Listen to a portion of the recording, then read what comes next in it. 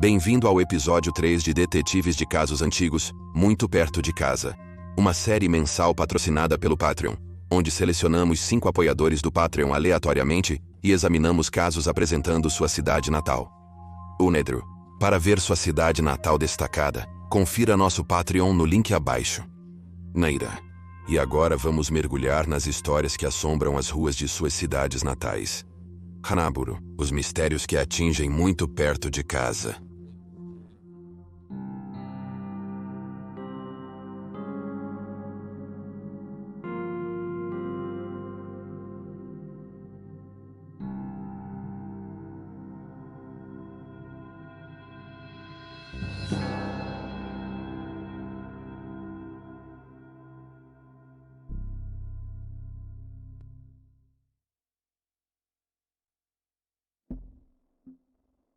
Owen Redman. Nosso primeiro caso para o Too Close to Home deste mês vem de nossa patrona Hannah Gordon, que escolheu o subúrbio de Brunswick, em Melbourne, na Austrália. Too. Conhecida por sua música ao vivo e vida noturna animada, a área é popular entre os turistas e tem sua cota justa de casos obscuros e não resolvidos. Onanadro. Owen Redman tinha 25 anos quando desapareceu de sua casa em fevereiro, mas mês 21/1991. Funcionário da Greenpeace, os colegas ficaram preocupados quando ele não chegou ao trabalho naquele dia, pois costumava ser pontual e responsável.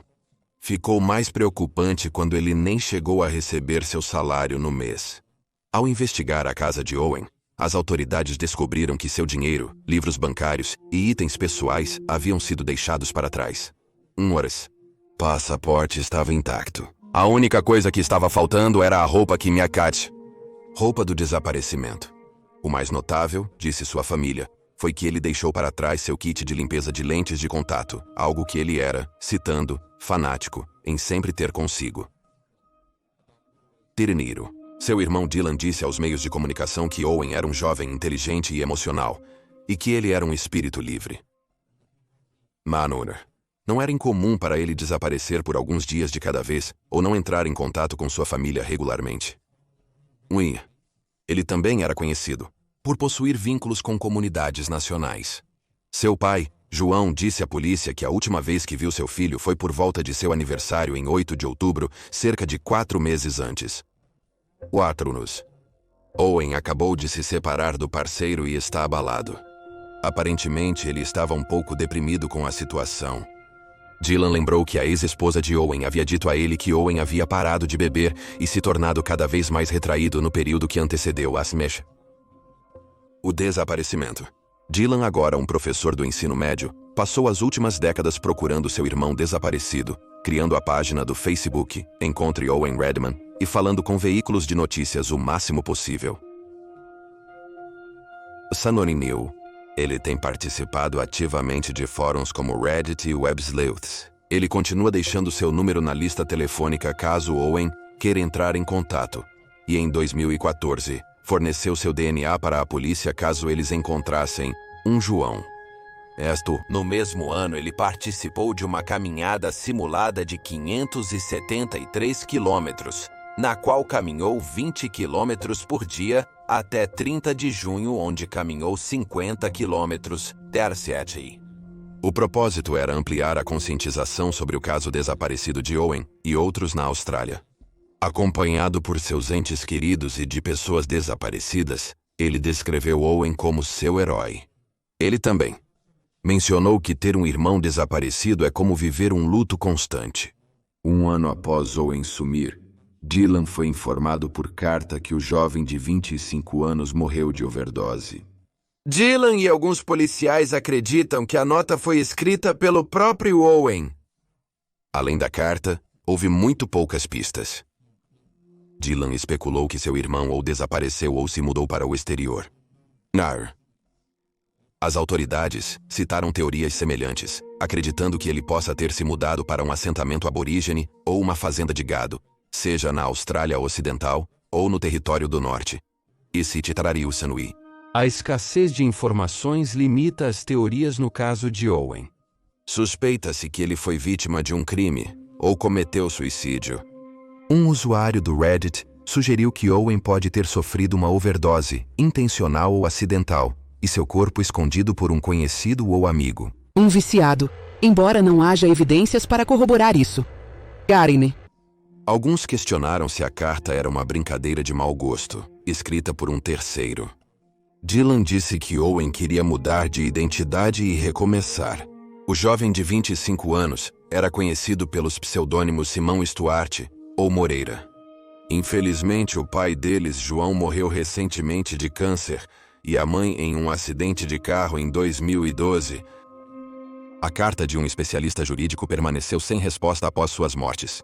Se você tiver alguma informação sobre o paradeiro de Owen, pode entrar em contato com o Disque Denúncia pelo número 1-800-330-000 Choi Amog.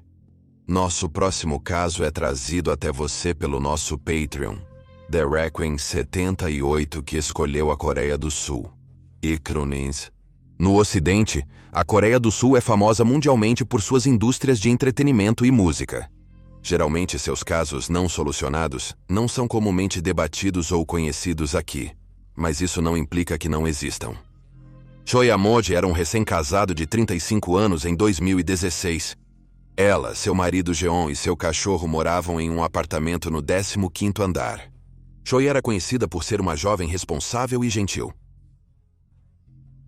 Gababler. Ela era parcialmente atriz de teatro e professora de atuação. Enquanto isso, Jeon gerenciava um bem-sucedido restaurante com um sócio. Tudo parecia normal entre o casal até um dia no final de maio, apenas 6 meses após o casamento, quando o pai de Choi não conseguiu entrar em contato com sua filha.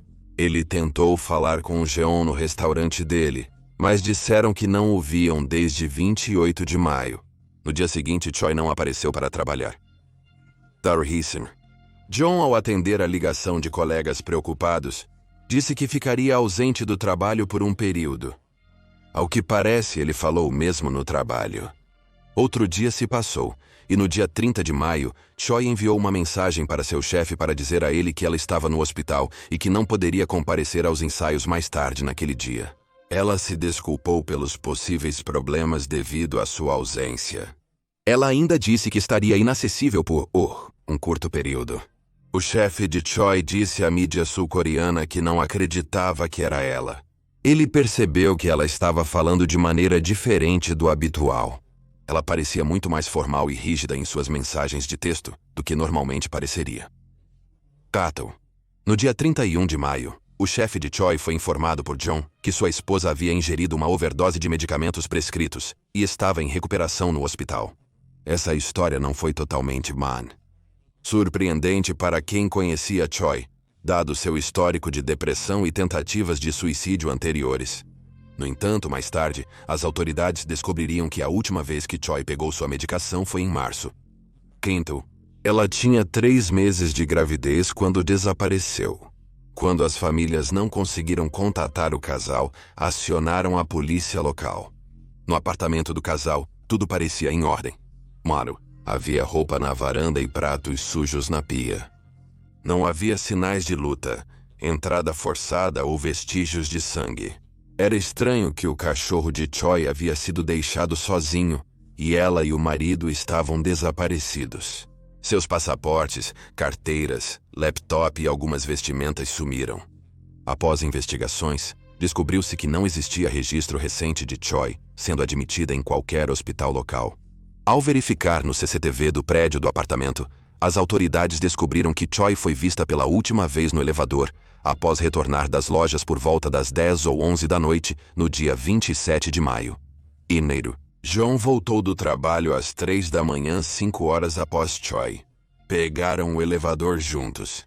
O carro do casal permanecia na garagem, e John e Choi não foram mais vistos saindo do prédio, mesmo com 22 câmeras espalhadas pelo local. No entanto, aparentemente há um ponto cego na porta dos fundos das escadas de emergência.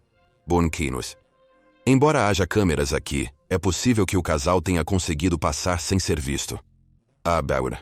Poucos dias após o início da investigação, em 2 de junho, registros telefônicos indicaram Jeon em Busan, às 9 da manhã. Às 10 horas, o telefone de Choi foi ligado em Seul, perto da casa dos pais de John, a mais de 200 milhas do casal. Apartamento. Porém, ambos os celulares foram novamente desativados. Informações reveladoras sobre Jeon surgiram após seu desaparecimento. Amigos informaram aos investigadores que ele possuía um telefone adicional, usado para contatar sua ex-namorada, identificada por algumas pessoas como Yoon.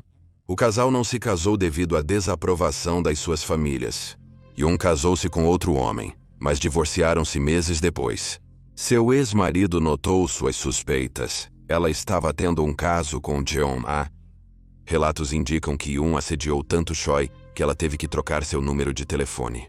Yoon abusava verbalmente e agredia Choi, ameaçando-a repetidamente.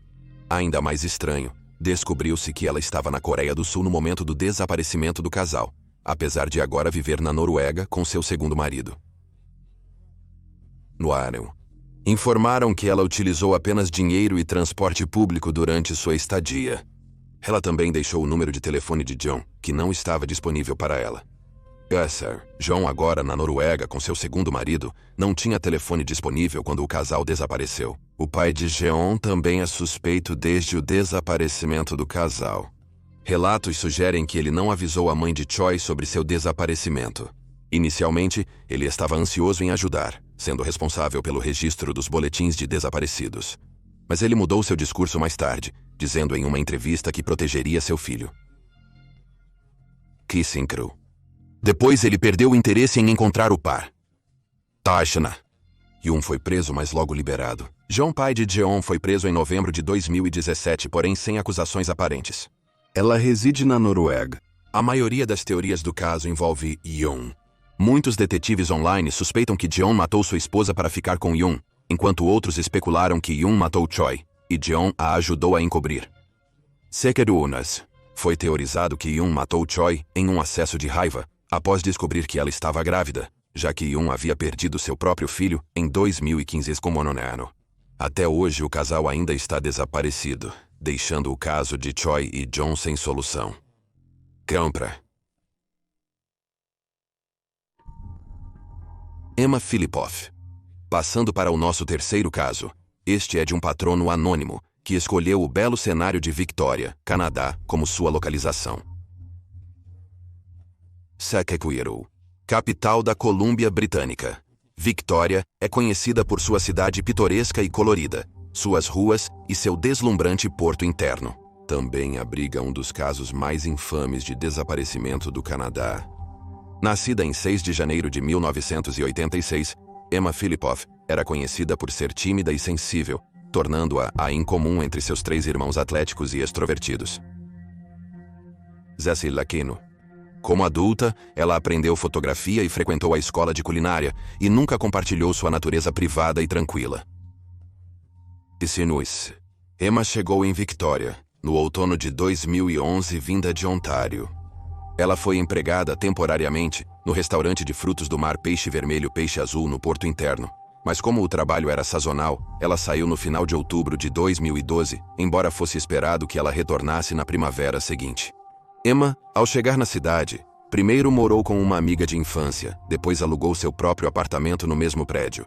Após alguns meses, Emma adotou um estilo de vida mais transitório, mudando-se frequentemente, residindo em hotéis, barcos-casa e dormindo na floresta. E na summer, ela pegou vários empregos extras durante esse tempo. Ela dedicou muito tempo na capital, dialogando com sem-teto artistas de rua. Antes de desaparecer, sua vida virou de cabeça para baixo. Ela começou a ficar em um abrigo para mulheres, e seus amigos relataram que ela estava estressada por se sentir assediada por alguém com quem teve uma má experiência enquanto estava na escola de culinária. No outono de 2012, ela se tornou distante, medrosa, paranoica e deprimida. Narzi. Uma vez, ela moveu móveis de seu quarto no abrigo para a rua, alegando que os móveis estavam fazendo muito barulho. Eupineusa. Emma foi flagrada pela câmera de segurança do ACM de Vitória em 23 de novembro de 2012. As imagens mostravam ela, ao longo de 14 minutos, entrando, saindo e entrando novamente, como se estivesse evitando alguém do lado de fora. Nos dias anteriores ao seu desaparecimento, Emma ligava frequentemente para sua mãe, alternando entre pedir ajuda para poder voltar para casa e dizer para ela não vir, porque havia mudado de ideia. Relatadamente, suas últimas palavras para sua mãe, Shelley, foram: embora Emma tivesse pedido à sua mãe para não vir, ela chegou à casa Sandy Merriman, o abrigo onde Emma estava hospedada, por volta das 23 horas do dia 28 de novembro. Emma saiu por volta das 18h e não voltou. Emma foi vista mais cedo, por uma câmera de segurança em uma loja 711 na Rua do Governo. Ela comprou um celular pré-pago, e as imagens mostraram que ela hesitou ao sair da loja, verificando a rua do lado de fora. Seisidor. Ela retornou logo após, adquirindo um cartão pré-pago de $200. Ao sair do abrigo naquela noite, a jovem de 26 anos chamou um táxi e pediu para ir ao Aeroporto Internacional de Vitória, Matraceiro. Contudo, ela saiu por falta de dinheiro para a tarifa do táxi, mesmo possuindo um cartão de crédito de $200. Minutos depois, Emma caminhava descalça em frente ao Hotel Imperatriz. Um amigo que a encontrou semanas atrás tentou contatá-la, mas acabou acionando a polícia para verificar Emma às 19h15. A polícia de Victoria falou com ela por 45 minutos, mas não descobriu o que havia ocorrido. Emma foi levada ao hospital, considerada inofensiva a si e aos outros, e foi liberada. Relatos indicam que a jovem de 26 anos não foi vista após as 20h naquela noite. O celular pré-pago de Emma nunca foi ativado, e não há prova de que ela tenha saído de Victoria. Kerscader. Seu carro, um Mazda MPV, foi encontrado no estacionamento do Chateau Victoria com todos os seus pertences dentro, incluindo sua bolsa, passaporte, laptop e roupas. Ninau. Após seu desaparecimento, as autoridades investigaram mais de 200 pistas, mas não encontraram nada. Seu cartão de crédito foi usado para comprar cigarros, e a compra foi rastreada pelos investigadores. Undro. O homem que o usou disse que o achou à margem de uma estrada, perto de um centro comunitário ao norte de onde Emma sumiu. Passe inunda. A equipe do abrigo para mulheres disse que Emma não parecia estar sofrendo de nada induzido por drogas ou álcool, coisas que a jovem de 26 anos não consumia de qualquer maneira, mas que ela parecia mais estar sofrendo de um colapso mental. Ela parecia sempre confusa, desorientada, e a equipe pensava que ela poderia ter um transtorno alimentar iniciado após se tornar vegana. Com a alteração na dieta, ela diminuiu radicalmente a quantidade de comida consumida, optando por beber mais água. Em 2014, em Gastown, Vancouver, 2 proprietários de empresas viram um homem jogando fora um cartaz de pessoa desaparecida de Emma, dizendo: embora os proprietários da loja tenham chamado a polícia, o homem saiu antes que pudesse ser detido, e ele nunca foi identificado. Prontos. No entanto, uma câmera de segurança o capturou vestindo uma camisa verde, com uma tatuagem de chama no braço e uma claudicação notável. Em junho de 2014, o dono da loja contatou a polícia, informando que um homem alegou ter encontrado uma jovem, semelhante a Emma, na manhã após seu desaparecimento. Relataram que ela estava angustiada, mas se acalmou quando entrou no carro dele na rua Esquimoal 1264, Iney. Ela estava descalça e encharcada e parecia ter andado a noite toda. Tom Samuel. O homem a deixou no cruzamento de Craig Floor e Almirantes, ao lado de uma legião e um posto de gasolina. 24 horas, a Gowney. Relatos indicam que a mulher pretendia ir para Colwood, onde possuía amigos. Mas a testemunha, atrasada para o trabalho, não podia levá-la até lá. Ela foi vista pela última vez indo na direção de Colwood novamente em estado de angústia. Essa nova aparição levou os investigadores a procurar na área onde ela foi vista pela última vez, mas mais uma vez, seus esforços se mostraram infrutíferos. Temados. Existem muitas teorias no caso de Emma, que vão desde suicídios até ela fugir, passando por morte acidental, até ela viver entre a população sem teto no Canadá, Nemachitil. Outros teorizaram que ela realmente tinha um perseguidor e queria escapar dele. Sanar. Também foi especulado que, dado seu espírito livre e estilo de vida transitório, ela optou por viver fora do sistema. Unders. Contudo, há escassas evidências que apoiam essas teorias. Emma continua desaparecida. Se ainda viva, ela terá 35 anos. Se você tiver alguma informação sobre o paradeiro dela, pode ligar para o Disque Denúncia no 1-800-222-8477-T. Binnalas. Fung Dung Tran Larsen. Nosso primeiro e único caso europeu deste mês vem da deslumbrante cidade de Bergen, na Noruega, local escolhido pelo chefe de detetives patrão, Daniel Meia Piedra Connors, talvez mais reconhecida pelas casas coloridas que margeiam sua orla e seu cenário de colinas cobertas de neve. Bergen também é o lar de um dos mistérios de crimes reais mais conhecidos da Noruega, a história da mulher de Isdal, Krintju. No entanto, não é o único caso estranho não resolvido na história da cidade. T.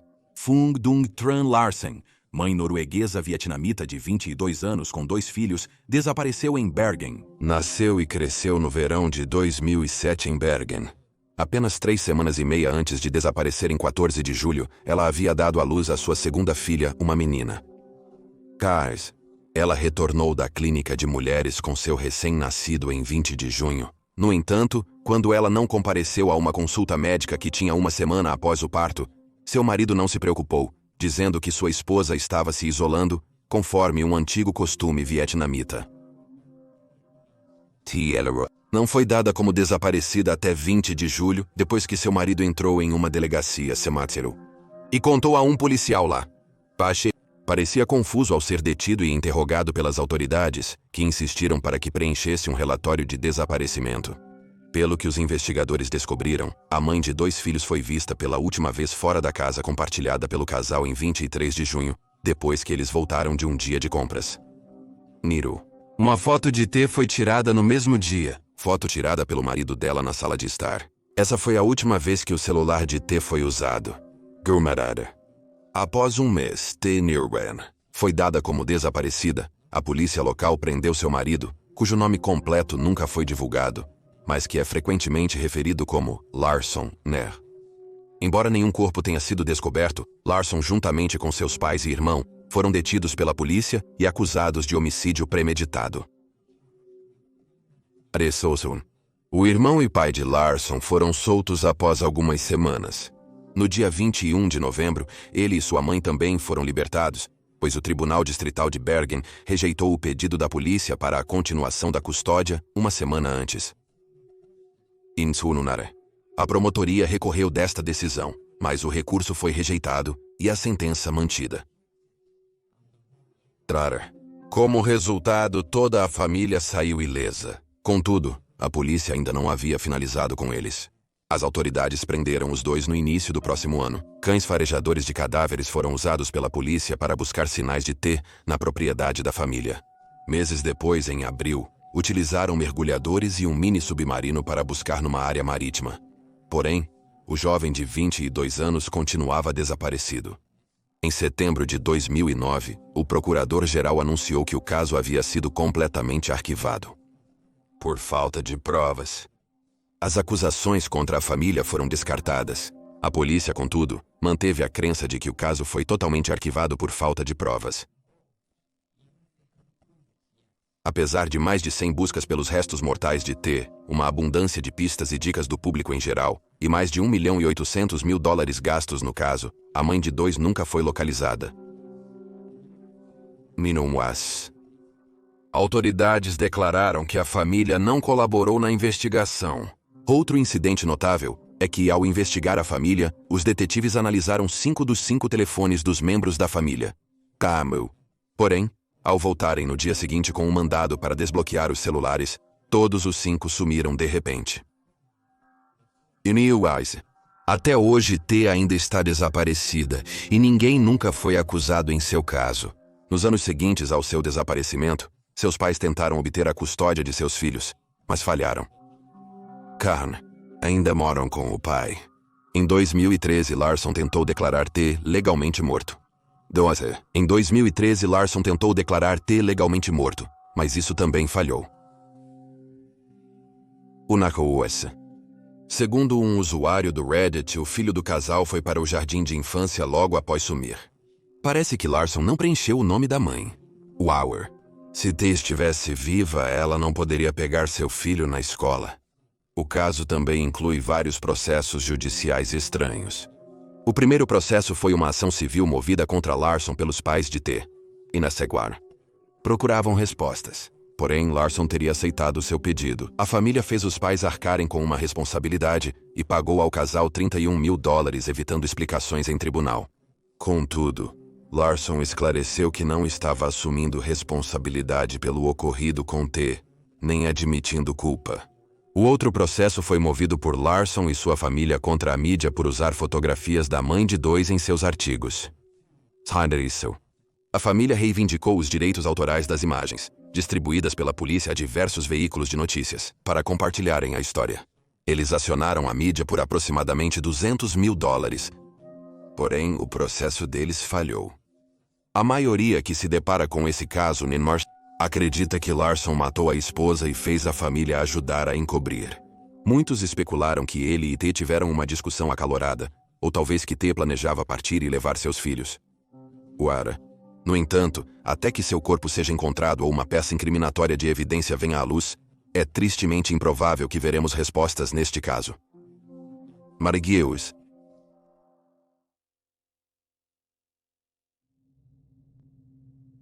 Ashley Verões. Nossa última localização de caso do mês vem do nosso patrono, Nico, em Cleveland, Ohio. MI. Situada ao longo da margem sul do lago Erie, Cleveland era conhecida no século XIX como uma cidade industrial, mas agora é mais famosa por suas equipes esportivas, comida de rua e diversos centros de entretenimento.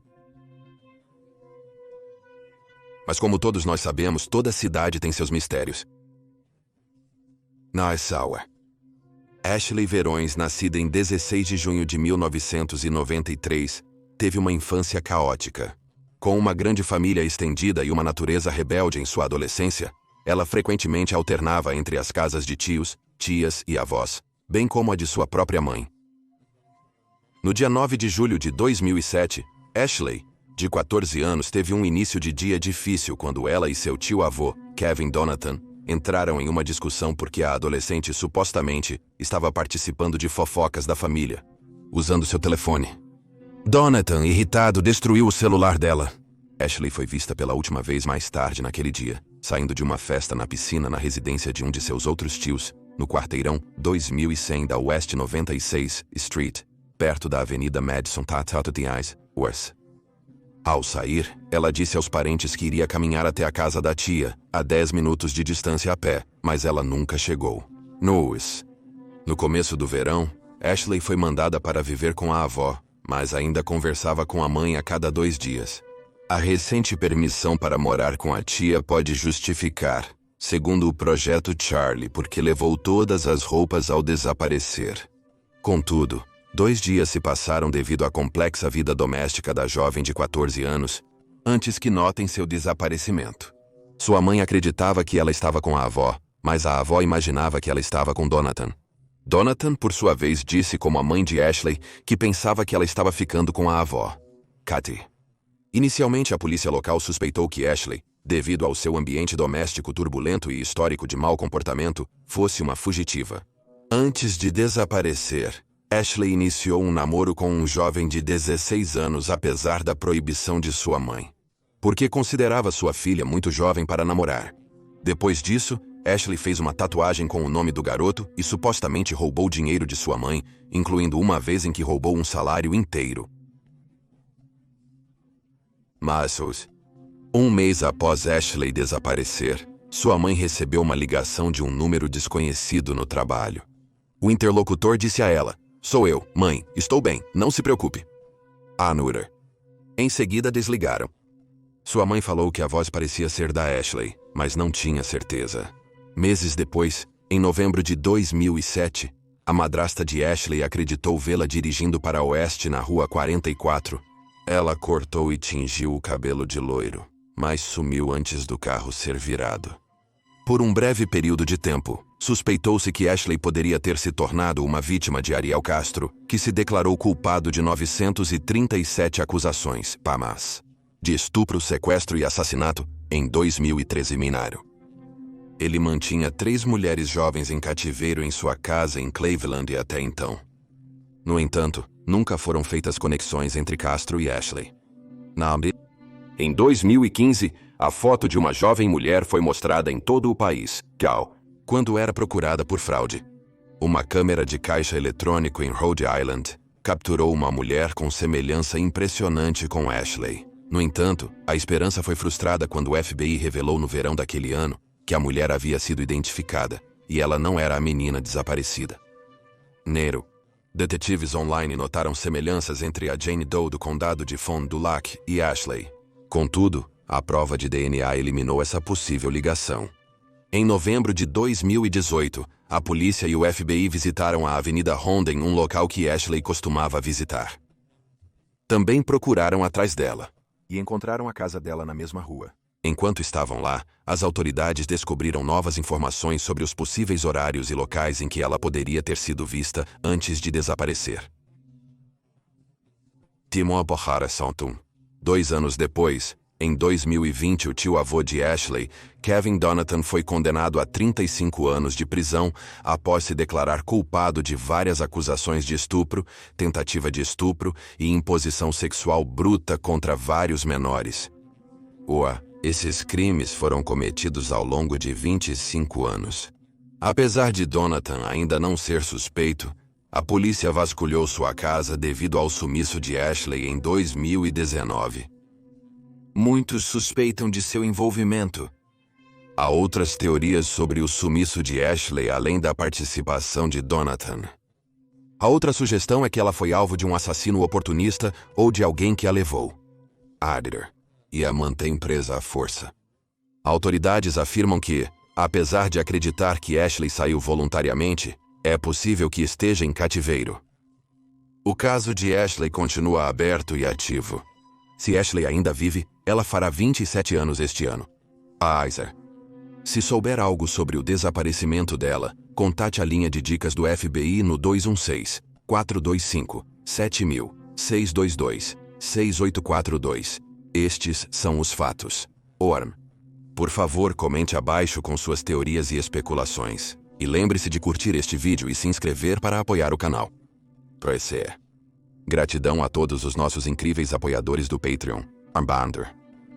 Parabéns novamente aos vencedores deste mês e boa sorte aos nossos patronos no sorteio da próxima semana.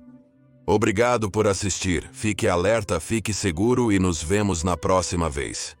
Brau.